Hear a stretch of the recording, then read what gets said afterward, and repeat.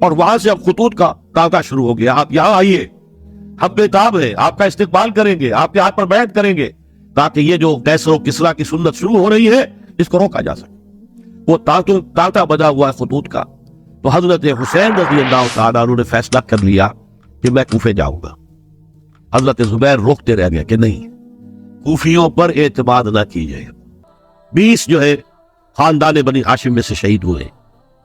حضرت حسین رضی اللہ تعالیٰ عنہ کا ایک بہت ہی انفنٹ چھوٹا بچہ وہ بھی شہید ہوا، باقی سب مرد، تمام مرد، سوائے ایک حضرت حسین کے بیٹے حضرت علی بن حسین زین العابدین کہلائے بعد میں، وہ بیمار تھے، وہ جنگ میں حصہ نہیں لے سکتے تھے، وہ بچ گئے صرف کہ پھر ابن زیاد کو اطلاع مل گئی کہ عمرو ابن سعد جو ہے وہ تو لہت و لال کر رہا، حملہ نہیں کر رہا، قتل نہیں کر رہا، لہذا پھر اس نے ایک بہت خوخار شخص کو زیادہ فوج دے کر بھیجا ہے، اور وہ جو ہے اس نے آ کر جو ہے شمر میں پھر اس نے فیصلہ کن معاملہ کیا۔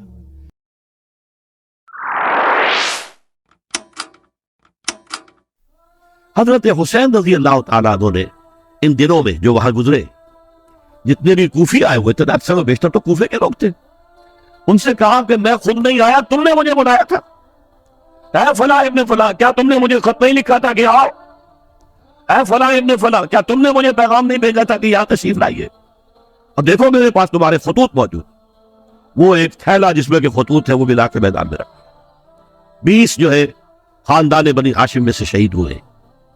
حضرت حسین رضی اللہ تعالیٰ عنہ کا ایک بہت ہی انفنٹ چھوٹا بچہ وہ بھی شہید ہوا، باقی سب مرد، تمام مرد، سوائے ایک حضرت حسین کے بیٹے حضرت علی بن حسین زین العابدین کہلائے بعد میں، وہ بیمار تھے، وہ جنگ میں حصہ نہیں لے سکتے تھے، وہ بچ گئے صرف۔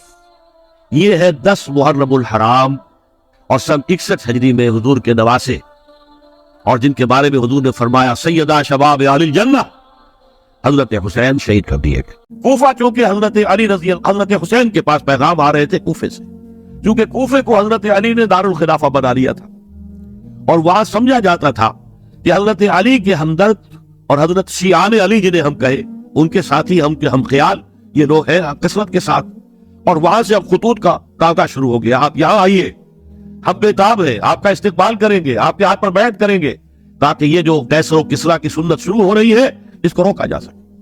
وہ تاتا بجا ہوا ہے خطوط کا، تو حضرت حسین رضی اللہ تعالیٰ عنہ نے فیصلہ کر لیا کہ میں کوفے جاؤں گا۔ حضرت زبیر روکتے رہ گئے کہ نہیں، کوفیوں پر اعتماد نہ کیجیے، یہ زبانی کلامی ساتھ دیتے ہیں، جب ڈنڈا چلتا ہے تو پھر یہ ہٹ جاتے ہیں میدان سے۔ اور حضرت حسین رضی اللہ تعالیٰ عنہ بامروت انسان، شریف النفس انسان، کیسے ممکن تھا غیرت مند غیور انسان وہ کیسے ان کی بات کو رد کرتے تھے؟ لہذا اچھا چلو چلتے ہیں کوفے کی طرف۔ آگے بڑھتے چلے گئے، کربلا میں پہنچ گئے، جو کچھ وہاں ہوا ہے پھر آپ کو معلوم ہے۔ اس میں یہ بات ہے، پہلے 1000 کا لشکر بھیجا تھا عبید اللہ ابن زیاد نے، اس پر حضرت حسین رضی اللہ تعالیٰ عنہ نے جو باتیں کہی وہ کچھ اثر انداز ہو گئی۔ ان کا افسر جو تھا حر بن یزید تمیمی، وہ بعد میں حضرت حسین کا حامی ہو گیا، اور حضرت حسین کے ساتھ ہی اس کو بھی شہادت نصیب۔ پھر دوسرے کو بھیجا عمرو ابن سعد۔ عمرو ابن سعد بھی ایک بڑی عظیم شخصیت کا بیٹا تھا، حضرت سعد ابن ابی وقاص جو فاتح ایران تھے، اور جن کو غزوہ احد کے موقع پر حضور نے فرمایا تھا کہ اے سعد تیر چلاؤ، میرے ماں باپ تم پر قربان، جبکہ احد میں گھیراؤ کر لیا تھا حضور کا، اور کفار قتل کرنے کے لیے ہجوم کر رہے تھے، اور کچھ حضرات تیر چلا چلا کے انہیں پھینک رہے تھے، دور جو ہے ہٹا رہے تھے، ان میں سے حضرت سعد ابن ابی وقاص بھی تھے۔ پھر وہ فاتح ایران تھے، اسی لیے گورنر بن گئے تھے ایران کے۔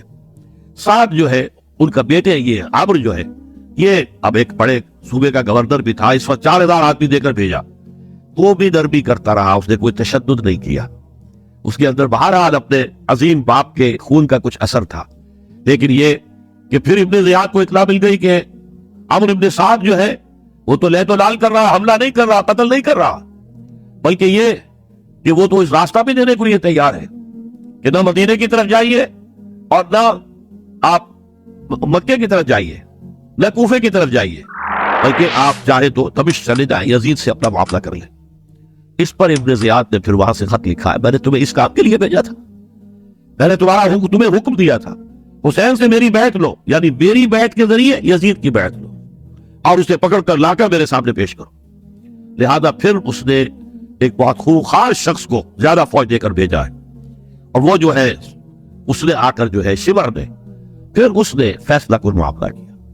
حضرت حسین رضی اللہ تعالیٰ عنہ نے ان دنوں میں جو وہاں گزرے، جتنے بھی کوفی آئے ہوئے تھے، اکثر و بیشتر تو کوفے کے لوگ تھے، ان سے کہا کہ میں خود نہیں آیا، تم نے مجھے بلایا تھا، اے فلاں ابن فلاں، کیا تم نے مجھے خط نہیں لکھا تھا کہ آؤ؟ اے فلاں ابن فلاں، کیا تم نے مجھے پیغام نہیں بھیجا تھا کہ یہاں تشریف لائیے؟ اور دیکھو میرے پاس تمہارے خطوط موجود ہیں۔ وہ ایک تھیلا جس میں کہ خطوط تھے وہ ملا کے میدان میں رکھ دیا۔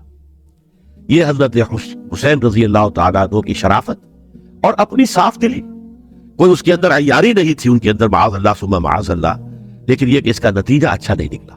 نتیجہ کیا نکلا؟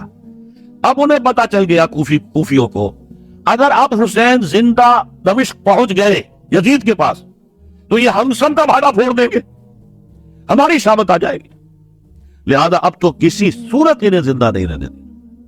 ایک بڑا اہم واقعہ نوٹ کر لیجیے اس لیے کہ حضرت حسین نے ایک ایک کا نام لے کر اے فلاں ابن فلاں، اے فلاں ابن فلاں، اے فلاں ابن فلاں، کیا تم نے خط نہیں لکھا تھا؟ کیا تمہارا پیغام نہیں تھا؟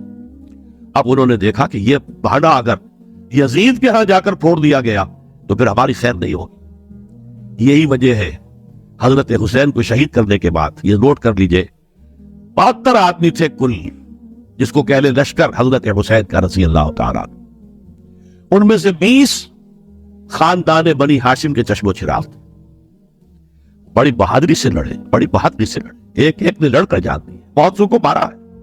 یقاتلون فی سبیل اللہ فیقتلون ویقتلون، قتل کر بھی رہے تھے، قتل ہو بھی رہے تھے، ایک ایک کر کے قتل ہو رہے تھے، شہید ہو رہے تھے۔ 20 جو ہے خاندان بنی ہاشم میں سے شہید ہوئے۔ حضرت حسین رضی اللہ تعالیٰ عنہ کا ایک بہت ہی انفنٹ چھوٹا بچہ وہ بھی شہید ہوا۔ باقی سب مرد، تمام مرد سوائے ایک حضرت حسین کے بیٹے حضرت علی بن حسین زین العابدین کہلائے بعد میں، وہ بیمار تھے، وہ جنگ میں حصہ نہیں لے سکتے تھے، وہ بچ گئے صرف۔ اچھا، حضرت حسین شہید ہو گئے، یہ ہے 10 محرم الحرام سن 61 ہجری۔ کیا مطلب ہے؟